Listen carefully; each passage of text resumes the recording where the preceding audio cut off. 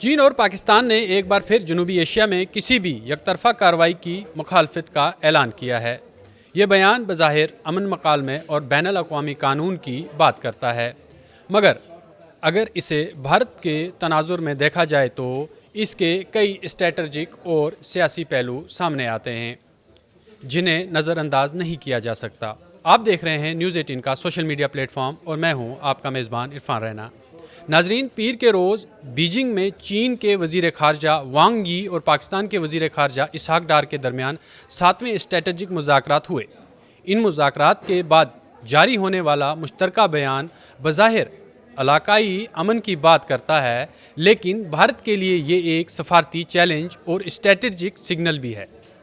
چین اور پاکستان کی جانب سے کسی بھی یک طرفہ کارروائی کی مخالفت کا اعادہ دراصل بھارت کے ان فیصلوں کی طرف اشارہ سمجھا جا رہا ہے جو اس نے گزشتہ برسوں میں اپنی خود مختاری کے دائرے میں رہتے ہوئے کیے۔ خاص طور پر جموں و کشمیر سے متعلق اقدامات۔ بھارت کا واضح موقف رہا ہے کہ جموں کشمیر اس کا اٹوٹ انگ ہے اور اس پر کوئی بھی فیصلہ بھارت کا اندرونی معاملہ ہے۔ نئی دلی کے مطابق کسی تیسرے فریق کو اس پر تبصرے یا مداخلت کا کوئی حق حاصل نہیں ہے۔ مشترکہ بیان میں کہا گیا کہ کشمیر ایک تاریخی مسئلہ ہے اور اسے اقوام متحدہ کی قراردادوں کے مطابق حل کیا جانا چاہیے۔ بھارت کے نقطہ نظر سے دیکھا جائے تو یہ موقف زمینی حقائق کو نظر انداز کرتا ہے، شملہ معاہدے اور دو طرفہ فریم ورک کو کمزور کرنے کی کوشش ہے۔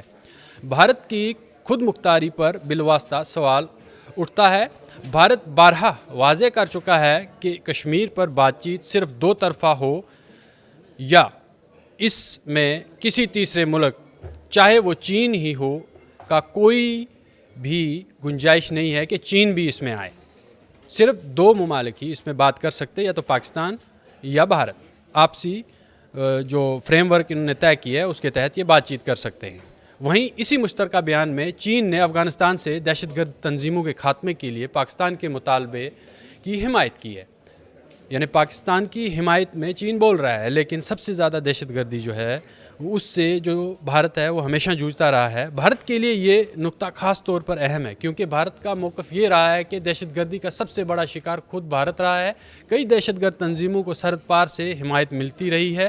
اگر واقعی دہشت گردی کے خاتمے کی بات کی جا رہی ہے تو اس کا آغاز پاکستان کی سرزمین سے ہونا چاہیے، جہاں پر دہشت گردوں کو پناہ ملتی ہے اور پھر انہیں سرحد پار عبور کر کے بھارت کی حدود میں داخل کیا جاتا ہے۔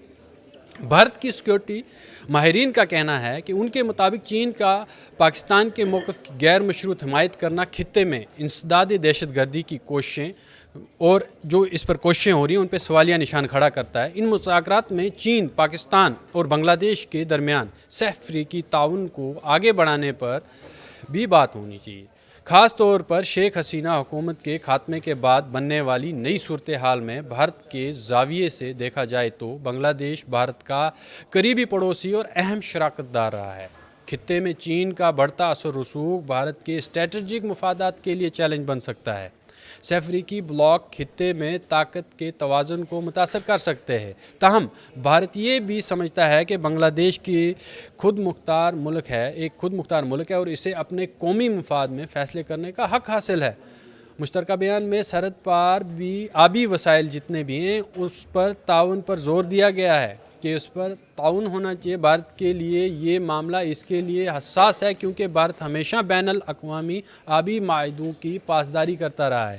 پانی کو کبھی بھی سیاسی دباؤ کے لیے استعمال نہیں کیا گیا ہے، اور جیسے کہ ایک پانی کا کوئی بھی سروت ہو، جیسے جہلم ندی ہے یا چناب ندی ہے، اس کو کبھی بھی انہوں نے اس طرح سے استعمال نہیں کیا کہ ایک سپورٹیو سسٹم یا ایک ہتھیار کے طور پر استعمال کرے۔ لیکن پاکستان نے کئی معاملوں پہ مجبور کیا ہے بھارت کو، کیونکہ اتنی زیادہ دہشت گردی انہوں نے بڑھا دی ہے کشمیر کے اندر، اور وہ ہمیشہ کوشش کرتے رہتے ہیں کہ سرحد پار سے جو ہے وہ کسی طرح سے انفلٹریٹ کیا جائے، دہشت گردوں کو اس طرف بھیجا جائے۔ ٹھیک ہے، جنوبی ایشیا میں آبی سلامتی تعاون سے ہی ممکن ہے۔ یہ موقف رہا ہے کہ بھائی ہندوستان کا ہمیشہ موقف رہا ہے کہ جنوبی ایشیا میں آبی سلامتی تعاون سے ہی ممکن ہے، دھمکیوں سے نہیں۔ بھارت کا موقف ہے کہ آبی وسائل پر تعاون شفاف، سائنسی اور باہمی اعتماد کی بنیاد پہ ہونا چاہیے۔ ناظرین، اصل سوال یہ ہے، کیا چین اور پاکستان واقعی جنوبی ایشیا میں امن چاہتے ہیں؟ یہ ایک سوال ہے، یا بیانات بھارت پر سفارتی دباؤ بڑھانے کی ایک کوشش ہے اور خطے میں نئے اتحاد بھارت کی ابھرتی عالمی حیثیت کو محدود کر سکتے ہیں۔ بھارت کے ماہرین کے مطابق نئی دلی کو ایسے بیانات سے گھبرانے کی ضرورت نہیں ہے، بلکہ اپنے سفارتی طاقت پر اعتماد رکھنا چاہیے۔ خطے میں ترقی، استحکام اور دہشت گردی کے خاتمے کے لیے اپنا موقف مضبوطی سے رکھنا چاہیے اور عالمی برادری کو یہ باور کرانا چاہیے کہ بھارت ہر قدم آئین، قانون، امن کے مطابق اور امن کے اصولوں کے مطابق جو ہے وہ رکھ رہا ہے۔ چین پاکستان اسٹریٹجک مذاکرات بظاہر علاقائی امن کی بات تو کرتے ہیں، مگر بھارت کی نظر میں یہ بیانیہ کئی تضاد سے بھرپور ہے اور بھرا ہوا ہے۔ کشمیر ہو یا دہشت گردی ہو یا علاقائی تعاون ہو، بھارت کا موقف واضح رہا ہے۔ جنوبی ایشیا میں پائیدار امن صرف اسی وقت ممکن ہے جب خود مختاری کا احترام، دہشت گردی کے خلاف زیرو ٹالرنس، دو طرفہ مکالمے کو حقیقی طور پر اپنایا جائے۔ ناظرین، یہ صرف سفارتی بیان نہیں، بلکہ آنے والے دنوں میں جنوبی ایشیا کی سیاست اور طاقت کے توازن کا اہم اشارہ ہے۔